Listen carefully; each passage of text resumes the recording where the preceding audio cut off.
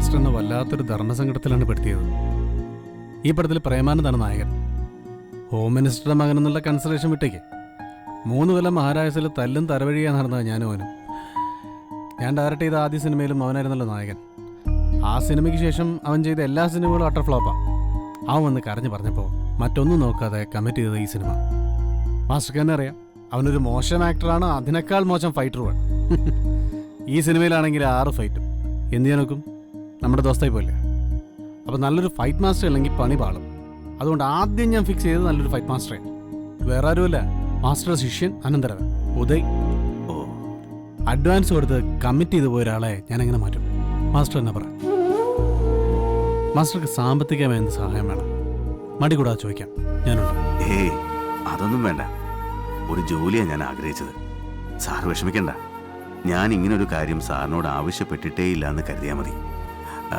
എന്നാൽ ഞാൻ എൻ്റെ അവസ്ഥ മാസ്റ്റർക്ക് ഇനി സാറിനെ ഞാൻ ബുദ്ധിമുട്ടിക്കില്ല. അയ്യപ്പാ.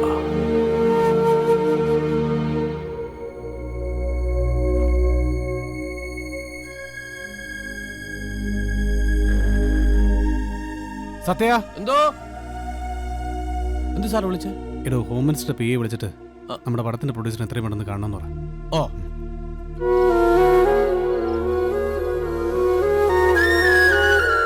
Master phone. ഹലോ, നമസ്കാരം സാർ. ആ കാലത്തിന് വരാം sir. Okay sir, good night. അയ്യപ്പാ. കുറച്ചു കാലമായിട്ട് മാസ്റ്റർ ഫീൽഡിലായിരുന്നുകൊണ്ട് പ്രൊഡ്യൂസറെയും പ്രേമാനന്ദനെയും സമ്മതിപ്പിക്കാൻ കുറച്ച് പാടുപെടേണ്ടി വന്നു. ഇന്നലെ പറഞ്ഞല്ലോ, 6 ഫൈറ്റുകളുണ്ട് ഈ സിനിമയിൽ. അതിൽ ഒരെണ്ണം മാസ്റ്റർ ചെയ്തു. വലിയ വലിയ സന്തോഷം സാർ. ഈ വയസ്സിന് ഇതുപോലൊരു സഹായം ചെയ്തു തന്നുകൊണ്ട് താങ്കൾക്ക് ഒരു ദോഷവും വരാതെ ഞാൻ നോക്കിക്കോളാം. പക്ഷേ ഒരു പ്രശ്നമുള്ളത്, ഈ പടത്തിലെ എല്ലാ ഫൈറ്റ്സും ഹൈ റിസ്ക് ഉള്ളതാണ്. ഞാൻ പറഞ്ഞു വന്നത്, ഉദയുടെ അസിസ്റ്റൻസ് മാസ്റ്റർ ഈ ഫൈറ്റ്സിൽ സഹായിക്കുമെങ്കിൽ പ്രൊഡ്യൂസർ സൈഡ് ഓക്കെ. പ്രത്യേകിച്ച് പ്രേമാനന്ദന്റെ കാര്യത്തിൽ ഡ്യൂപ്പില്ലാതെ ഒരു അരമതിൽ ചാടാൻ പോലും അവനെ കൊണ്ട് പറ്റൂല. ബാക്കി ഫൈറ്റുകളെല്ലാം ഉദയൻ തന്നെയല്ലേ ചെയ്യുന്നത്? അപ്പോ ഇതിൽ അവൻ എന്നെ സഹായിക്കും. ആനന്ദരവനേക്കാൾ ഉപരി എന്റെ ശിഷ്യനുമല്ലേ അവൻ. എന്നാ പിന്നെ ഓക്കെ അല്ലേ?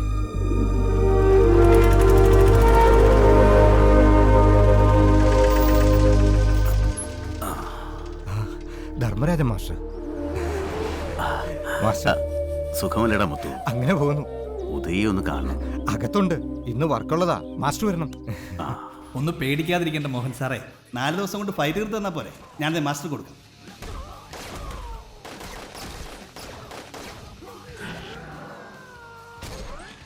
ദേ മോഹൻ സാർ, ദേ ഇറങ്ങുക. രാവിലെ തന്നെ ശകുനം ശരിയല്ല ചേട്ടാ. ഒരാളെ ഒന്ന് പറഞ്ഞു വിടാനുണ്ട്. അതൊന്ന് കഴിഞ്ഞാൽ ദേ എത്തി.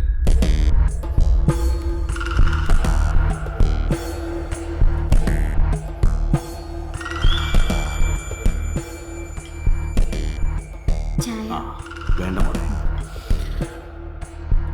പറയുന്നതുകൊണ്ടൊന്നും വിചാരിക്കരുത് അമ്മാവ. ഈ വയസ്സാം കാലത്ത് ഇങ്ങനൊരു സാഹസം വേണോ? ആ പടത്തിന്റെ പ്രൊഡ്യൂസർ എന്നെ പേഴ്സണലായിട്ട് വിളിച്ച് റിക്വസ്റ്റ് ചെയ്തത് അതിലെല്ലാ ഫൈറ്റുകളും ഞാൻ തന്നെ ചെയ്യണമെന്ന്. പിന്നെ ആ ഡയറക്ടറുടെ റെക്കമെൻഡേഷൻ വാങ്ങിച്ച് അതിനിടെ കയറി കുത്തിത്തിരിക്കാൻ ശ്രമിക്കുന്നത് ഒരു തരം ചീപ്പ് ഏർപ്പാടാണ്. സത്യം പറഞ്ഞ മോളെ കെട്ടിച്ചു വിടാൻ കാശില്ലാത്തതുകൊണ്ട് രാവിലെ പിരിവിനിറങ്ങിയെന്നാണ് ഞാൻ വിചാരിച്ചത്. ആ വകയിൽ വേണമെങ്കിൽ എന്നെ കൊണ്ടാവുന്നത് എന്തെങ്കിലും. ഉദയ, നിന്റെ മുമ്പിൽ കൈനീട്ടാൻ വന്നതല്ല ഞാൻ. ബുദ്ധിമുട്ടുകൾ ഉണ്ട് എന്നത് ശരിയാ. അതിനൊരു അറുതി എന്നോണം വർഷങ്ങൾക്ക് ശേഷം ഒരു നല്ല വർക്ക് കിട്ടിയപ്പോൾ അത് ചെയ്യാൻ എന്നെ സഹായിക്കുമോ എന്നാ ഞാൻ ചോദിക്കുന്നത്. മറ്റൊന്നും വേണ്ട. ഈ ഒരു വർക്കിന് വേണ്ടി 1 or 2 അസിസ്റ്റൻസിനെ നിനക്ക് വിട്ടു തന്നൂടെ? നിങ്ങൾക്കെന്താ തലയ്ക്ക് വട്ടുണ്ടോ? ഇന്ന് ഈ ഇൻഡസ്ട്രിയിൽ എൻ്റെ പൊസിഷൻ എന്താണ്, എൻ്റെ വില എന്താണ് എന്നെ കൊണ്ട് സ്വയം പറയിപ്പിച്ച് എന്നെ ഒരു ബോറനാക്കരുത്. രാമായണവും വായിച്ച് വീട്ടിലിരിക്കേണ്ട പ്രായത്തിൽ ധർമ്മരാജൻ മാസ്റ്റർക്ക് തോന്നിയ ഒരു ബുദ്ധിമോശത്തിന് കൂട്ടു നിൽക്കുക എന്ന് പറഞ്ഞാൽ നടക്കില്ല അമ്മാവ. എൻ്റെ കൂട്ടത്തിലുള്ള ഒറ്റ ഒരുത്തനെ ഞാൻ വിട്ടുതരില്ല. പിന്നെ ബുദ്ധിമുട്ടുകളുണ്ട് എന്ന് ഏറ്റു പറഞ്ഞതുകൊണ്ട് നടക്കുന്നൊരു കാര്യം ഞാൻ പറയാം. എൻ്റെ ടീമിൽ റോപ്പ് കെട്ടാനും കയറ് വലിക്കാനും ഒക്കെ നല്ല എക്സ്പീരിയൻസ് ഉള്ള ഒരാളുടെ ആവശ്യം എനിക്കുണ്ട്. താല്പര്യമുണ്ടെങ്കിൽ കൃത്യമായിട്ട് ഡെയിലി ബാറ്റ ഞാൻ വാങ്ങിച്ചു തരാം. എന്തേ പോരുന്നു? സന്തോഷമായി മോനെ, മനസ്സ് നിറഞ്ഞു.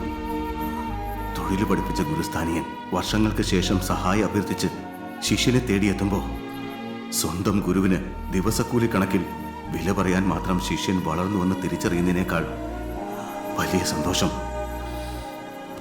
ഒരു ഗുരുവിനും ഉണ്ടാവില്ല. എനിക്ക് സന്തോഷമായി.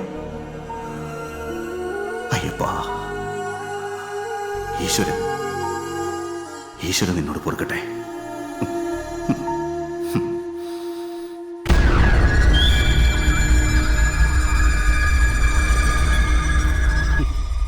ആ, ഞാൻ ഇറങ്ങട്ടെ മുത്തു. ഒക്കെ ഞാൻ കേട്ടു മാസ്റ്റർ. കണ്ണി ചോരയില്ലാത്തവനാ. അല്ലെങ്കിൽ ദൈവത്തെ പോലെ കാണേണ്ട ഒരാളെ ഇങ്ങനെ ആട്ടിയിറക്കൂ. എന്നെ കൊണ്ട് എന്തെങ്കിലും ചെയ്യാൻ കഴിഞ്ഞിരുന്നെങ്കിൽ. മാസ്റ്റർക്ക് അറിയാലോ, ഉദയോട് മറിച്ച് എന്തെങ്കിലും ഒരു അക്ഷരം പറഞ്ഞാൽ എന്റെ വയറ്റിപ്പഴുപ്പനെ ഇല്ലാതാക്കും. ഒരുമിച്ച് ഒരേ തൊഴിൽ പഠിച്ചു വളർന്നെന്ന് പറഞ്ഞിട്ട് ഒരു കാര്യമില്ല മാസ്റ്റർ. മുത്തു, ഡ്രൈവറോട് വണ്ടി എടുക്കാൻ പറടാ. ആ സാരമില്ലടോ, എനിക്ക് മനസ്സിലാവും.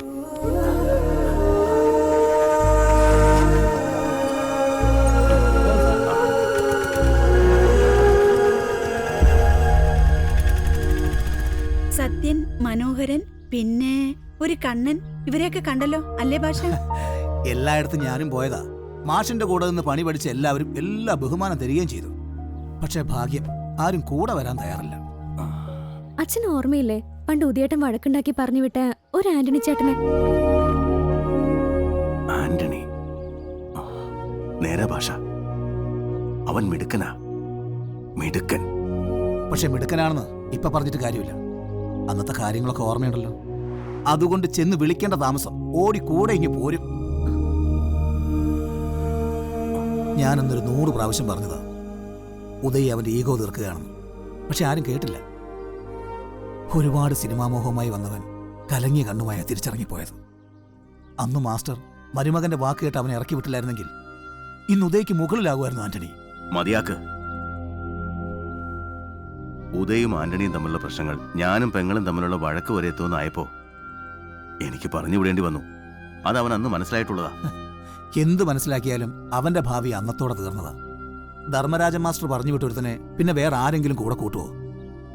ഇതൊക്കെ ചെയ്തിട്ട് അവന്റെ അടുത്തേക്ക് തന്നെ ചെല്ലണം. അവൻ എവിടെയുണ്ട്?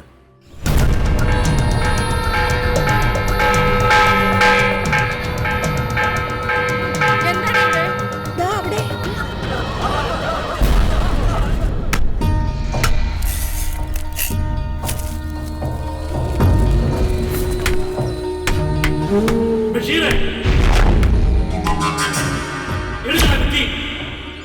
അടിക്കട കുറ്റി.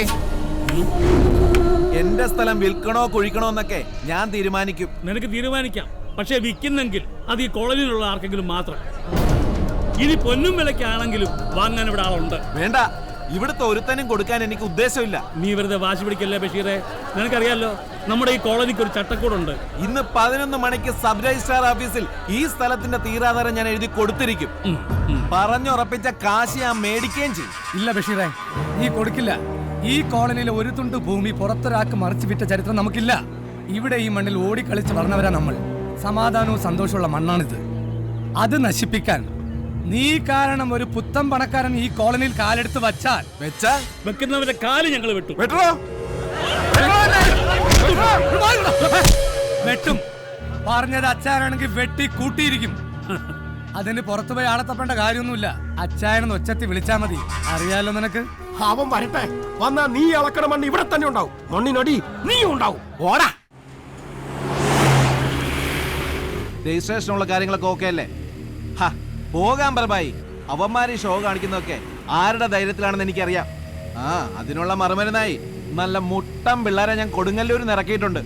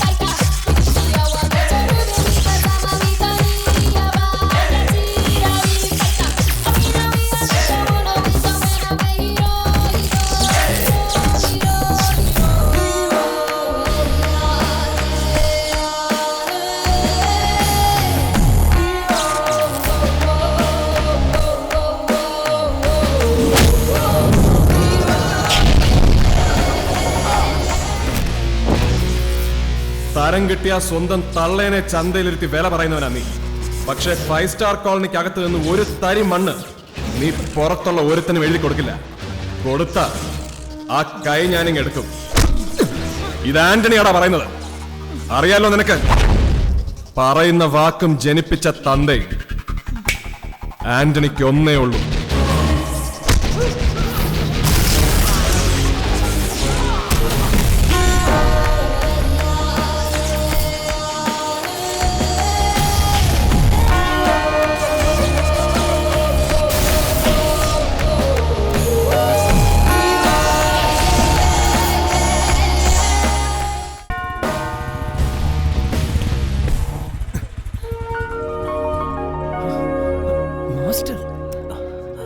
എത്ര നേരമായിട്ട് അറിയോ മാസ്റ്റർ വന്നിട്ട്? ഭാഷ എന്താ ശ്രീവഴിക്കൊക്കെ? അതെ, ശരിക്കും നീ ആരാ? Tarzan ആന്റണിയാണോ brother ആന്റണിയാണോ? ഇതിലേതാ? പിള്ളേരിട്ട ഒരു വിളിപ്പേര്. മാസ്റ്റർ വാ, അകത്തേക്ക് ഇരിക്കാം. അമ്മച്ചേ ചായ എടുക്കാം. ഇനി ഇരിക്കാലോ. ഞാനും ഉടനെ മാസ്റ്റർ ആവും. ആണോ? എന്നാ ഉറപ്പിച്ചിരിക്കെ.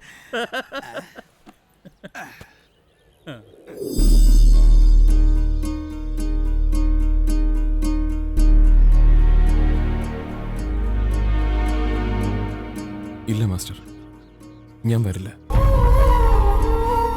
ഒരിക്കൽ മനസ്സിൽ സിനിമാ മോഹങ്ങൾ ഒരുപാടുണ്ടായിരുന്നു.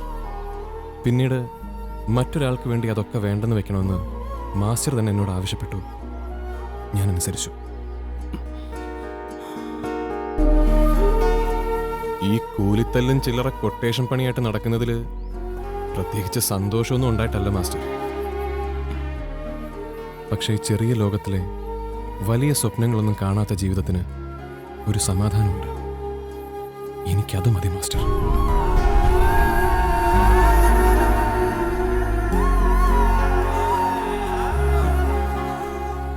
നിർബന്ധിക്കാനും അനുസരിപ്പിക്കാനും ഉണ്ടായിരുന്ന അവകാശമൊന്നും എനിക്കിപ്പോൾ ഇല്ല. നിനക്കറിയാലോ, ഒരുപാട് ശിഷ്യന്മാർ എനിക്കുണ്ടായിരുന്നു.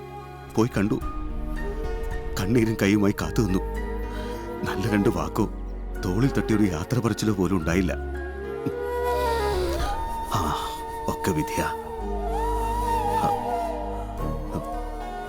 ഇപ്പോ നിന്റെ മുമ്പേ കൊണ്ടുവന്ന് നിർത്തിയതും നിന്നോട് ഞാൻ ചെയ്തതൊക്കെ ഓർമ്മിപ്പിച്ചതും അതേ വിധിയാവും മോനെ. ഇതൊരു മാപ്പ് പറച്ചിലാണോ? എന്നോട് ക്ഷമിച്ചൂടെ?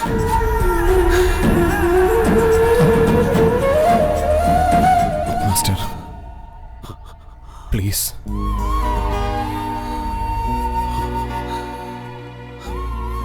പഴയ ഫൈറ്റ് മാസ്റ്റർ ധർമ്മരാജന്റെ മനസ്സെനിക്കില്ല ഇപ്പോ.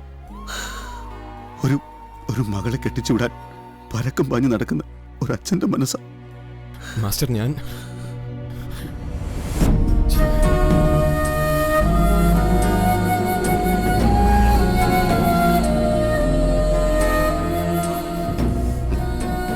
നീ വരില്ലെന്ന് എനിക്കറിയായിരുന്നു. പക്ഷെ ഒന്ന് ചോദിക്കാലോ. നിന്നോട് ചോദിച്ചില്ലെന്ന് മനസ്സ് കുറ്റം പറയില്ലല്ലോ. ആ ഇറങ്ങട്ടെ.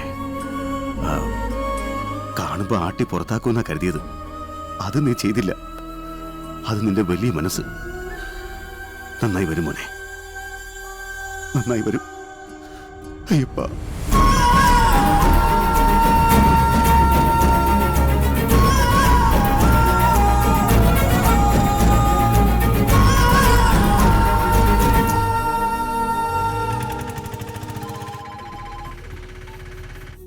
ഹലോ, ഞാൻ കൊടുക്കാം മാസ്റ്റർ. ചേച്ചി. ആ സരോജിനി. ഉവ്വ് കണ്ടു. അവൻ വരില്ല എന്ന് പറഞ്ഞു. അപേക്ഷിക്കാനല്ലേ പറ്റൂ, നിർബന്ധിക്കാൻ പറ്റില്ലല്ലോ.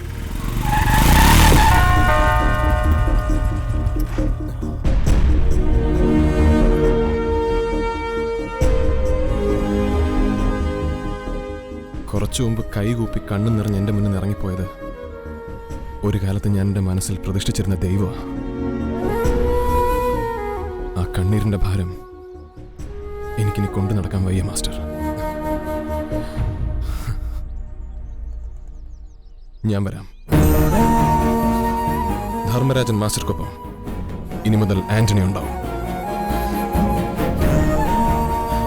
ഞാൻ തരാതെ പോയ ഗുരുദക്ഷിണയായിട്ടിരിക്കട്ടെ. എന്റെ ഈ വാക്ക്. ആന്റണി,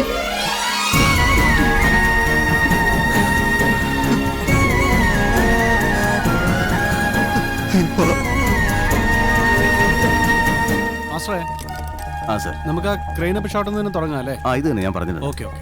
ഗൗരി, പ്രേം, ഇത് ധർമ്മരാജൻ മാസ്റ്റർ. നമ്മുടെ പടത്തിലെ ഈ ഫൈറ്റ് സീക്വൻസ് എടുക്കുന്നത് മാസ്റ്ററാണ്. ആദിത്യന്റെ ഒറ്റ നിർബന്ധം കാരണമാണ് ഞാൻ സമ്മതിച്ചത്. ശരിയായില്ലെങ്കിൽ ഇത് മുഴുവൻ റീഷൂട്ട് ചെയ്യേണ്ടി വരും കേട്ടോ ആദിത്യ. അത് നമുക്ക് ആലോചിക്കാം കേട്ടോ. ഇല്ല സർ, നന്നായി വരും, ഉറപ്പ്.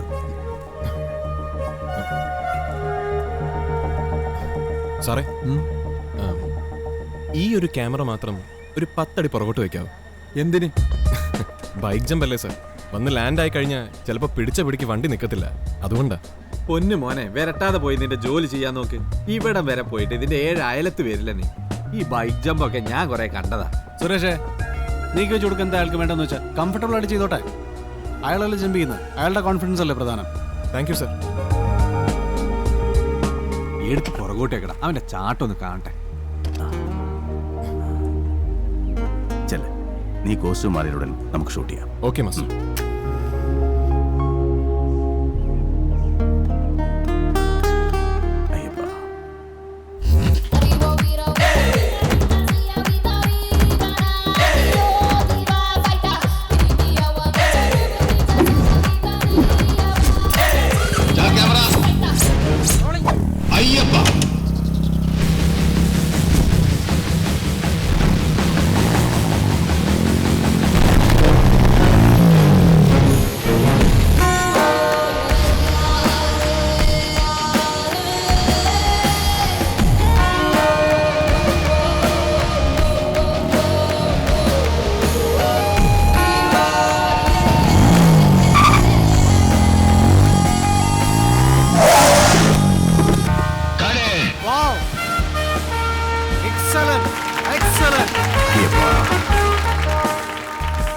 നന്നായില്ലേ സർ?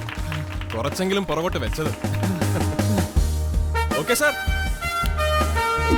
ആരാ മാസ്റ്റർ പയ്യൻ? ആന്റണി, ടാർസൻ ആന്റണി, എന്റെ ശിഷ്യനായവൻ. He's good.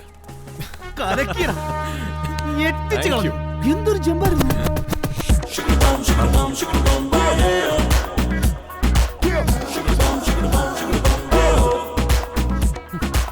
എടോ, ഈ സീറ്റ് ഒന്ന് തുടയ്ക്കണോ? ഓ സോറി സർ.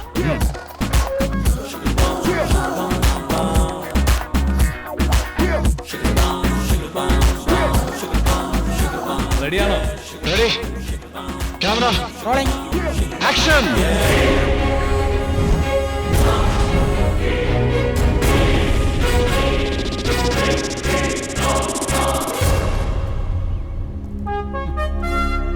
കഷ്ടപ്പെടുന്നത് നീയും കയ്യടി മേടിക്കുന്നത് അവനും. അതിന്റെ വല്ല ഉളുപ്പ് അവന് മൂത്തോണ്ടോ നോക്കി. അവൻ എന്തിനാടാ ഉളുപ്പ്? അവന്റെ ജോലി അവൻ ചെയ്യുന്നു, നമ്മുടെ ജോലി നമ്മൾ ചെയ്യുന്നു. ഓക്കെ. നീ പുലിയല്ലടാ. ആ സ്ലോ മോഷനിൽ നടന്നു വരുമ്പോ തട്ടിയടിച്ച് വീഴുമെന്നുള്ള പേടിയുണ്ടായിരുന്നുള്ളൂ എനിക്ക്. ഏയ് ആദിത്യ, ചുമ്മേടാ, ഒന്ന് പറഞ്ഞൂടെ? ഏയ് ടച്ച് അപ്പ്, കം കം.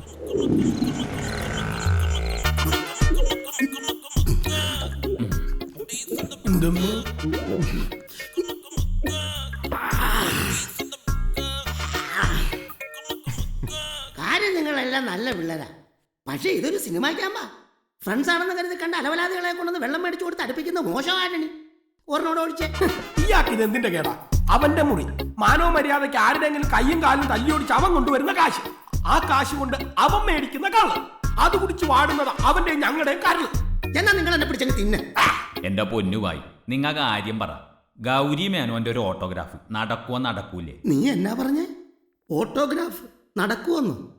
എടാ മോനെ, ഈ കൈ കിടന്ന് വളർന്ന കൊച്ചാ കൊച്ച് 13ാം ക്ലാസ്സിൽ പഠിക്കുമ്പോ 13 വയസ്സുള്ളപ്പോ കലാത്തിലകം കിട്ടാൻ വേണ്ടി മാർഗം കളിക്കാൻ ഒരു മാർഗവും ഇല്ലാന്ന് എന്റെ കൊച്ചിന് മേക്കപ്പ് ഇട്ടൊരു മാർഗം ഉണ്ടാക്കി കൊടുത്തവനായി മുരുകൻ ഡീസന്റ് ബുക്ക്. അങ്ങനെയുള്ള ഈ ഞാൻ പറഞ്ഞ ഓട്ടോഗ്രാഫ് അല്ല, ഒരു ജീവനം വരെ നിനക്ക് അവള് തരും. ആണോ? എന്നോ ഓട്ടോഗ്രാഫ് അവിടെ ഇരിക്കട്ടെ, നമുക്ക് ആ വഴിക്കൊന്ന് പിടിച്ചാലോ? ഏത് വഴിക്ക്? അല്ല, ചേട്ടൻ പറയണ ജീവിതം കിട്ടണമെങ്കിൽ എനിക്ക് ചത്താലും വേണ്ടില്ല. വാ ചേട്ടൻ, നമുക്ക് ഇപ്പൊ തന്നെ ഗൗരി മേനോനെ ജീവിതം ഈ പാതിരാത്രിയില് അതും നിനക്ക് എടാ മാക്രി മാക്രിയല്ല ആക്രി. രണ്ടും ഒന്ന് തന്നെ. എടാ ഗൗരി മേനോൻ ഹോളിഡേയിലെ സൂട്ട് റൂമിലാ താമസം. ഈ സമയത്ത് നീ ഒരു ജീവിതം ചോദിച്ച് അങ്ങോട്ട് ചെന്നാ നിന്റെ ഇപ്പോൾ ഉള്ള ജീവിതം കട്ടപ്പുറത്താവും. ആര് പറഞ്ഞു? ഞാൻ കൊണ്ടുവന്നില്ല. അങ്ങനെ പറ. നിനക്ക് ഗൗരിമോളുടെ ഓട്ടോഗ്രാഫ് വാങ്ങിച്ച് തന്നിട്ട് ഈ മുരുകൻ ഡീസന്റ് മുക്കുന്ന രാത്രി കള്ളു കുടിക്കുള്ളൂ. വാടാ മകളെ, എഴുന്നേക്ക്. വാടാന്റണി. എടാ വാടാ, അപ്പൊ നല്ല രസൂരിക്കുന്നു. നീ വാ, നീ വന്നാ മതി. കുടിച്ച് ബോധമില്ലാതെ ഓരോന്ന് കാട്ടിക്കൂട്ടി അവസാനം ഞാൻ പറയേണ്ടി വരുവേ. പിന്നെ ഇവിടെ ആരും വാള് വെച്ചാൽ അകത്ത് പോയി വാള് വയ്ക്കാം. വിളിച്ച് ചോദിക്കുക പോലും ചെയ്യാതെ ഇത് അല്ല, ഇത് വലിയ പ്രശ്നമാവേ ഞാൻ പറയുന്നത്. എനിക്കൊരു ജീവിതം കിട്ടും. ഒറ്റ തുടങ്ങി വെച്ചത്. സർല ആരാ നോക്ക്. സരമാ എടി സരളെ, എവിടെയാണ് നമ്മുടെ ഗൗരി കുഞ്ഞ്? എതുക്കണ്ണ இந்த നേരത്ത് ഉനക്ക് എന്നെ വേണം? നിന്നെ വേണ്ട, അത് ശരി. അത് അറിഞ്ഞാലേ നീ ഗൗരമോളെ വിളിക്കുള്ളൂ. വരാൻ പറയടി എന്റെ കുഞ്ഞിനോട്. അയ്യോ, എന്താ എന്താ കാര്യം?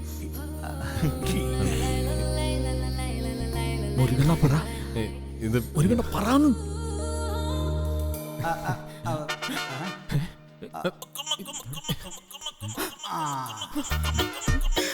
അയ്യോ, ഞാനല്ലെന്ന് പറ. എന്റെ കഞ്ഞുകൂടി പൊട്ടിക്കരുത്. ഞാൻ ഇനി മേലെ ആവർത്തിക്കൂല അനിയന്മാരെ. എന്താ എല്ലാവരും കൂടി ഈ നേരത്ത്? ആന്റണി, നീ പറ. ഞാനാ?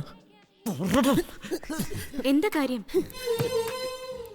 അത് ഇവൻ എൻ്റെ ഒരു സുഹൃത്താ. ഇവന് മേഡം ഒരു ജീവിതം കൊടുത്തിരുന്ന, അല്ല, മേഡത്തിന്റെ ഒരു ഫോട്ടോഗ്രാഫ് ഓട്ടോഗ്രാഫ് വേണമെന്ന് പറഞ്ഞ്. ഒന്നുമില്ല മേഡം, ഞങ്ങൾ പോയിട്ട് നാളെ സെറ്റിൽ വന്നോളാം. Sorry, good night. നിൽക്കൂ, ആ ബുക്കും പേനെങ്കിൽ തരൂ. ആന്റണി എന്നല്ലേ പേര്? അതെ. ഇന്ന് രാവിലത്തെ ബൈക്ക് ജമ്പിങ് കലക്കി. സത്യത്തിൽ ഞങ്ങളൊക്കെ ഒന്ന് പേടിച്ചെങ്കിലും it was outstanding. Thank you madam. എന്റെ ട്രെയിനിങ് അല്ലേ മേഡം, പയ്യനെ തെറ്റുപറ്റില്ല. നിങ്ങൾ? ഞാൻ ഭാഷ ധർമ്മരാജ മാസ്റ്റർ അസിസ്റ്റന്റ്. നമസ്കാരം, ഞാൻ ആക്രി സുനി, സോറി സുനിൽ കുമാർ, മാഡത്തിന്റെ ഏറ്റവും വലിയ ആരാധകനാണ്. മാഡം അഭിനയിച്ച സിനിമ ചുരുങ്ങിയത് ഒരു 3 പ്രാവശ്യമെങ്കിലും ഞാൻ കാണും. ഏയ്, എന്താ എന്താ ഇവിടെ ബഹളം? നിങ്ങളൊക്കെ ആരാ? പ്രയാമാനന്ദൻ സാർ, ഞങ്ങൾ ഗൗരി മേനോന്റെ ഒരു ഓട്ടോഗ്രാഫ് മേടിക്കാൻ വന്നാണ്. ഈ നേരത്താണോടാ ഓട്ടോഗ്രാഫിന് വരുന്നത്? നിന്നെ കാർഡാ ഇങ്ങോട്ട് കയറ്റി വിട്ടത്. ഗൗരി, സെക്യൂരിറ്റി വിളിക്കേ. വെള്ളമടിച്ച് പാതിരാത്രി പണിയുണ്ടാക്കാൻ ഓരോരുത്തന്മാർ ഇറങ്ങിക്കോളും. അയ്യോ, ഞങ്ങൾ സാറിന് ഒരു പണി ഉണ്ടാക്കത്തില്ല. ഞങ്ങൾക്ക് ഈ മാഡത്തിന്റെ ഒരു ഒപ്പ് വേണമായിരുന്നു, അത് കിട്ടി. സാറിന്റെ ഓട്ടോഗ്രാഫി ഞങ്ങൾക്ക് വേണ്ട സാറേ. പിന്നെ 1.5 കൊല്ലം വീട്ടിൽ ഇരുന്നിട്ട് ഇതല്ലേ സാറിന് ഒരു പണി കിട്ടിയത്. പാച കൊടിക്കാതെ ഇറങ്ങി പോടാ, ഇല്ലെങ്കിൽ പോലീസിനെ വിളിച്ച് എല്ലാത്തിനെയും തൂക്കിയെടുത്ത് അകത്തിടിക്കും. വരട്ടല്ലോ സാറേ. ചുമ്മാ ഇരിക്കണം. Sorry sir. Madam, thank you. വലിയ സന്തോഷമുണ്ട്. Good night. Good night sir. വാ. സാറിന്റെ ആക്ടിങ് എനിക്ക് ഭയങ്കര ഇഷ്ടമുണ്ട്, പക്ഷെ കുറച്ചും കൂടി ഒന്ന് ഇമ്പ്രൂവ്മെന്റ് ചെയ്യണം. കുഴപ്പമൊന്നുമില്ല ഗൗരി, അവര് ബുദ്ധിമുട്ടൊന്നും ഉണ്ടാക്കിയില്ലല്ലോ. അയ്യോ, ഒന്നുമില്ല പ്രേം, പാവങ്ങളാ. ഒരു ഓട്ടോഗ്രാഫ് ചോദിച്ചു. സർല, ഇതുപോലെ ആരെങ്കിലും ഡിസ്റ്റർബ് ചെയ്യാൻ വന്നാ ഡോർ തുറക്കണ്ട, എന്റെ റൂമിലേക്കൊന്ന് വിളിച്ചാ മതി.